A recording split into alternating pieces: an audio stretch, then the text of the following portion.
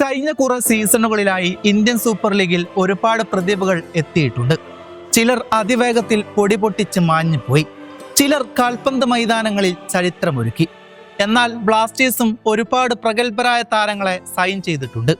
Alvaro Vazquez, Adrian Luna, Aaron Hughes, Noah ഇവരെല്ലാം ഇതിന് വ്യക്തമായ എക്സാമ്പിളാണ്. എന്നാൽ ഈ സീസണിലേക്ക് വരുമ്പോൾ ISL തന്നെ നടക്കുമോ എന്ന ഭീതി എല്ലാവരിലും പടർന്നു തുടങ്ങിയിരിക്കുന്നു. എന്നാൽ ഇപ്പോൾ ISL നടക്കുമെന്നൊരു ഹോപ്പ് ലഭിച്ചിട്ടുണ്ട്. അതിനാൽ തന്നെ ബ്ലാസ്റ്റേഴ്സ് തങ്ങൾക്കാവശ്യമായ താരങ്ങളെ സൈൻ ചെയ്യാൻ തുടങ്ങിയിരിക്കുന്നു. ആദ്യം ബ്ലാസ്റ്റേഴ്സ് ഫോറിൻ കോട്ടയിലേക്ക് എത്തിച്ചത് കൊൽദോ ഒബിയട്ടി എന്ന താരത്തെയാണ്. ഇന്നിതാ ബ്ലാസ്റ്റേഴ്സ് ആരും പ്രതീക്ഷിക്കാത്തൊരു സമയത്ത് മറ്റൊരു സൈനിങ്ങും കൂടെ നടത്തുകയാണ്. അതും യൂറോപ്പിൽ നിന്ന്, അതും സാക്ഷാൽ ലോക ഫുട്ബോളിന്റെ രാജാവായ ക്രിസ്ത്യാനോ റൊണാൾഡോയുടെ പോർച്ചുഗലിൽ നിന്ന്. അതെ, പോർച്ചുഗലിന്റെ അതിരുകളിൽ നിന്ന് യൂറോപ്പിലെ മണ്ണിൽ കഠിനമായി പൊരുതി മുന്നേറിയ ഒരാൾ. തൻ്റെ പുതിയ യാത്രക്കായി അയാൾ ഇന്ന് കൊച്ചിയിലെത്തുകയാണ്. ഞാൻ പറഞ്ഞു വരുന്നത് തിയാഗോ ആൽവസിനെ കുറിച്ചാണ്. ബ്ലാസ്റ്റേഴ്സിന്റെ യെല്ലോ ബാക്ക്ഡ്രോപ്പിന് മുന്നിൽ സന്തോഷഭാവത്തോടെ കരാർ ഒപ്പുവെക്കുന്ന ദൃശ്യങ്ങൾ ഒരു ട്രാൻസ്ഫർ അനൗൺസ്മെന്റിനേക്കാൾ കൂടുതലായിരുന്നു. അതെ, ഇതൊരു സന്ദേശമാണ്.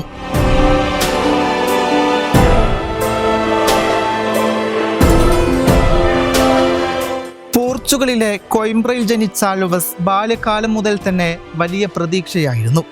യൂറോപ്പിലെ ചെറിയ ലീഗുകളിൽ നിന്ന് കളിച്ചു തുടങ്ങി പ്രീമിയർ ഡിവിഷൻ വരെ ഉയർന്നു വന്ന ഈ താരത്തിന്റെ കരിയർ കഠിന പരിശ്രമത്തിന്റെ കഥയാണ്. ചെറുപ്പത്തിൽ തന്നെ പോർച്ചുഗീസ് ക്ലബ്ബായ സെൻട്രൽ ഹോൾബൻസിൽ ചേർന്നവൻ തൻ്റെതായ അത്ഭുതകരമായ ഫിനിഷിങ്ങും ബോക്സിനുള്ളിലെ കൃത്യതയും അതുപോലെ തന്നെ കണ്ണഞ്ചിപ്പിക്കുന്ന പാസുകൾ കൊണ്ട് ആരാധകരുടെ ശ്രദ്ധ നേടി. യുവജന തലത്തിൽ അത്ഭുതങ്ങൾ കാട്ടിയെങ്കിലും തിയാഗോയുടെ കരിയർ അത്ര എളുപ്പമായിരുന്നില്ല.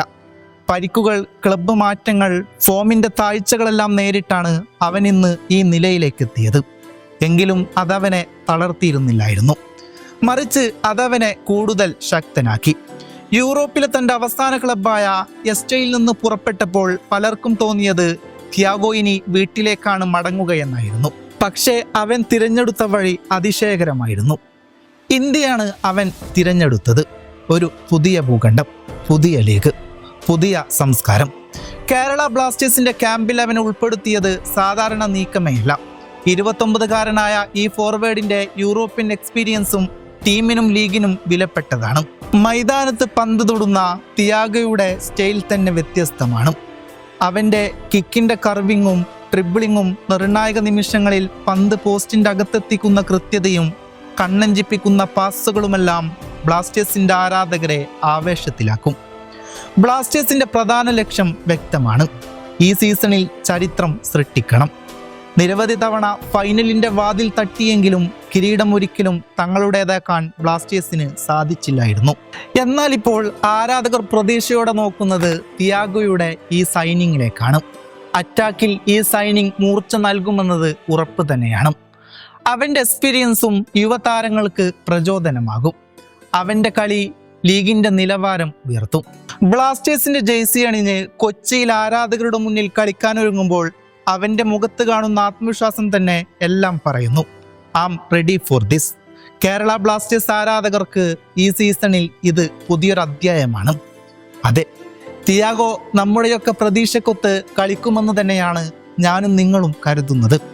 അത് അതുപോലെ തന്നെ സംഭവിക്കട്ടെ.